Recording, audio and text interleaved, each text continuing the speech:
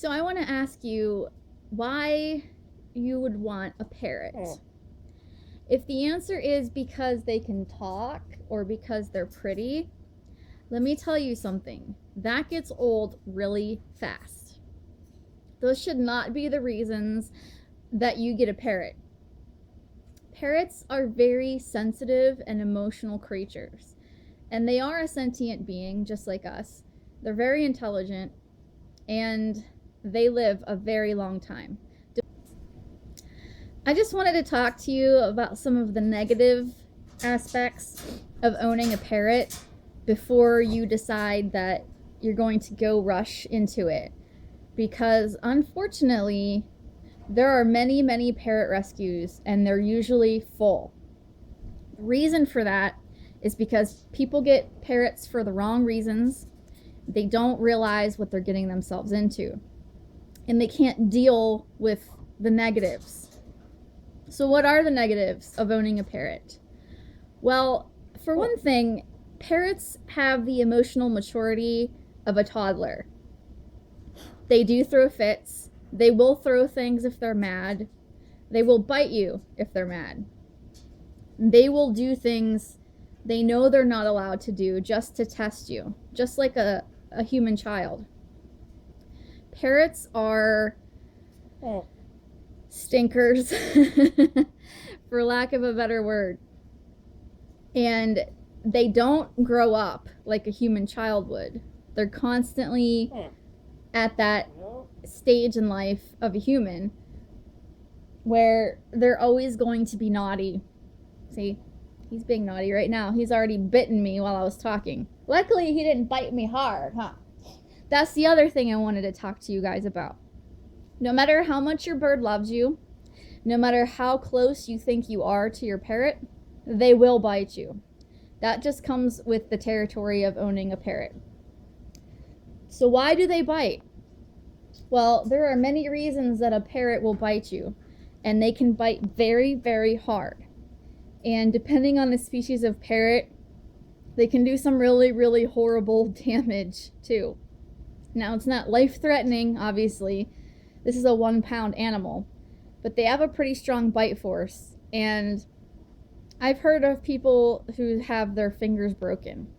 I've never gotten that far, thank God, but I have had blood drawn on many, many occasions, both from the parrot that doesn't like me and the parrot that absolutely loves me. One of the reasons they bite is because they're cage territorial. So if they're defending their cage, they're going to bite you because it is their instinct to protect their cage. Another reason they bite is because they're trying to warn you. So let's say you have a parrot on your shoulder. Can you step up? If you have a parrot on your shoulder and they see, turn around, hey, turn around, and they see danger, they're going to bite their flock mate, which is me. I'll be their flock mate. They're going to bite to tell them, hey, there's danger, we need to fly away.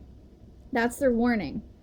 Unfortunately, because it's right next to my face, it's going to hurt and it could cause some real damage. That's why a lot of people recommend that you don't keep your parrot on your shoulder. Now, I do, but I understand that. See, he just bit me again. Here, go to your cage. Go. I understand the consequences of my actions. And he hasn't bitten me yet, but I have been bitten by parrots in the face, and it is not fun, and I don't recommend it. But they will bite to tell you that there's danger and we need to leave. Another reason they bite is because they don't want to listen. So let's say you have your bird out and it's time to put them in the cage because you have to leave, or it's time for bed, or whatever. If they don't want to go in their cage, they'll bite you because they don't want to go in their cage. They're like a little kid that's, being defiant. And my bird just flew onto the kitchen counter, so I have to keep an eye on him. Yeah, having the bird in the video, that was a good idea. Phoenix, come here. Come here, bird. He doesn't actually come on command. But yeah, birds will bite. And so if you're going to have a parrot, you need to understand that birds are going to bite you regardless of how good of a relationship you think you have. It's just inevitable. Birds are not domesticated. They may have been born in a captivity, but they are not a tame animal like, say, a dog or a cat. They're still wild.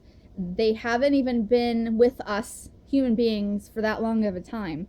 So they're going to revert to their natural instincts, which is biting, flying away.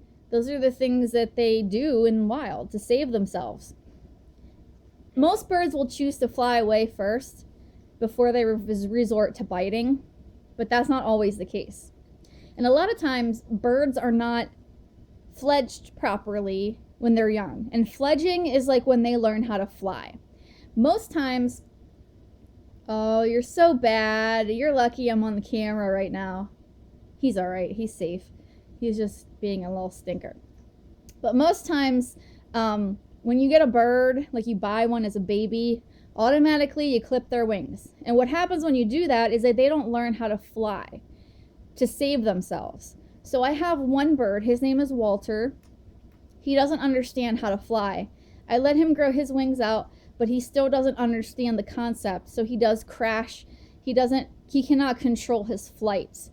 Now Phoenix, the one you saw, he understands how to fly because when he was a baby, he was allowed to fletch. He was allowed to learn how to fly, and he kept his wings. It is a controversial subject in the parrot world whether or not you should clip wings. But to me, I feel like Phoenix should keep his wings and Walter should have his wings clipped for their own safety. If I were to clip Phoenix's wings right now, he would crash and probably hurt himself multiple times because he doesn't understand that he can't fly anymore. Okay, don't mind my messy table, but here's an example of Phoenix being in a place where I don't want him to be, where it's dangerous. He could hurt himself. So I'm going to see if he's going to step up. We'll see. Step up. No, see, he bit me. He's telling me, no, I don't want to step up because you're going to put me in the cage. Well, this is one of those times where you have to make him step up, even if he does bite. And he does have to go to his cage because he's not the boss. And sometimes you just got to learn how to take a bite. The other thing I don't think people really understand or realize about birds is how messy they are. Birds, depending on the species, but they all do it, they poop a lot and frequently. I think the smaller the bird, the more often they poop, but I'd have to double check to see if that's true. But I know that my African greys poop very regularly, every 5-10 minutes. And they do this because as their digestive system is working and they're building up feces and urine, not urine, but I forget what it's called. But when they develop waste, they have to get rid of it quickly because their whole ability to fly is based on how light they are. Their bones are hollow, they are lightweight, and that is how they can fly. If they're burdened with having a full bladder, or if they're burdened with poop, it's harder for them to fly. So nature made it so that they poop often. And in the wild, it's not a problem because they poop outside and it deteriorates and it becomes compost or what have you, and it goes back into the earth and everything is hunky-dory. But in your home, it's a different story. So your birds will poop on you, they'll poop on your stuff, and their cage will accumulate poop very quickly. So, in order to have a healthy, happy bird, you have to clean constantly. If you're not ready to do this, you should not have a bird. Birds need to be clean. If they aren't kept clean, obviously they're more prone to getting respiratory problems and other diseases that I don't even want to think about. Not only is it unsafe for the bird, but it's unsafe for you to be breathing in all that waste. So we've talked about biting and cleaning. Those are the biggest things that I can think of. But also keep in mind that birds require a lot of your time. You cannot just get a bird, put it in a cage, and leave it alone. They require interaction. They are a flock animal. If you want several birds, then some people can get away with having them together, like in a big bird room, and then they can keep each other company and they don't require as much from you. However, I feel like, oh, look at this, I'm bleeding. He bit me so hard, I'm bleeding. You see that? Perfect timing. I haven't had a bite hard enough to bleed in a while, but they do it. They do it, and I'm glad I got it on tape. But yes, they require socialization, whether it's from you or from other birds. And if you're going to do it with other birds, definitely research, because if you have birds that don't get along, they can kill each other pretty much. So, in conclusion, oh, no, not in conclusion. Also, you should realize that birds live a long time. Now, depending on the species of bird, will determine their lifespan. I have African greys, and they typically live about 70 years. 70. And I believe certain cockatoos can live up to 90 years. So that is a long time. And that's certainly, they're going to outlive me, because Walter is 6 years old and Phoenix is 5 years old, and I am 35. So I have to make a plan for them after I die, so that I know and I can rest assured that they're going to be taken care of after I can't take care of them anymore. This is why a lot of people recommend rescuing a bird that is around the same age as you or older. That way you can have the bird the rest of its life and not have to consider what you're going to do with it afterwards, after your death, or after you can't take care of them anymore. My personal plan is, my sister just had a baby, and I'm hoping as a child grows up, she has interest in taking my birds. And if not, I'm going to have to find a rescue and a sanctuary. And those places are often full, so I have to start looking sooner than later, because unfortunately, a lot of animals that aren't wanted end up in those places, and it's really sad. The other thing I wanted to talk to you about is considering rescuing or adopting a bird versus buying a baby. Everybody wants a baby bird, and they're cute, and every baby bird is always copacetic and gets along with you and is very loving, and that's all fine and great. However, when they hit sexual maturity, that's when you can tell what their actual attitude and personality is going to look like. Every baby bird is great to get along with, but are you going to get along with that baby bird once it's reached maturity? See, I got 2 adult birds that were already mature, and I already know what to expect from them, attitude and personality wise. If I get a baby bird, I don't know what it's going to be like after it hits sexual maturity. Things change once they're older. So getting an adult bird means you know what you're getting into. And if you have background information on that bird, you can already know its likes and dislikes, its quirks, and all that stuff, so you're prepared for what you're going to have to deal with the rest of your life, because you're going to have that bird for a very long time, and it's better to know what you're going to be getting into. The problem is people are churning out baby birds left and right for profit, and it's really sad, because those birds didn't ask to be brought into this world, and more than likely they're going to be shuffled around from owner to owner, because people are not prepared for what it takes to have a bird. And this applies to just about every species. Now, Walter I got from a private owner, and Phoenix I got from a different private owner. And I am their third home, both of them. They had 2 previous homes before me. And I'm going to do everything in my power to make sure that I am their last home. Some people have said, why don't you rehome Walter, because you guys don't get along? He obviously isn't happy with you. My problem with that is that I don't trust people.